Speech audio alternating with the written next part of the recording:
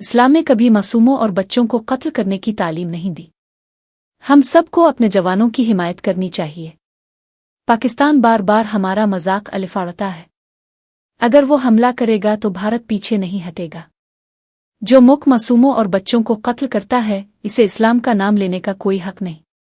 ماں کے پیٹ سے زمین پر گرتے ہی مرتے دم تک ہمیں اسی زمین کے لیے جینا چاہیے۔ اسد الدین اویسی۔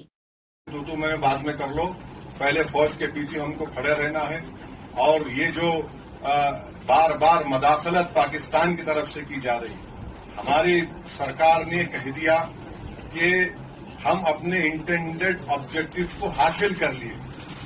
اگر آپ ایسکیلیٹ کریں گے تو ہم پیچھے نہیں ہٹیں گے۔ اگر پاکستان ڈی ایسکیلیشن کرے گا تو وہ وہی رہے گا۔ اگر ہم اس وطن میں ہماری ماں کی پیٹ سے اس وطن میں پیدا ہوئے، اور جب انشاءاللہ ایمان کے ساتھ ہم جائیں گے اس دنیا سے تو ہم اسی وطن کی آغوش میں جائیں گے، چاہے میں ہوں یا شبیر صاحب ہو یا آپ تمام ہوں۔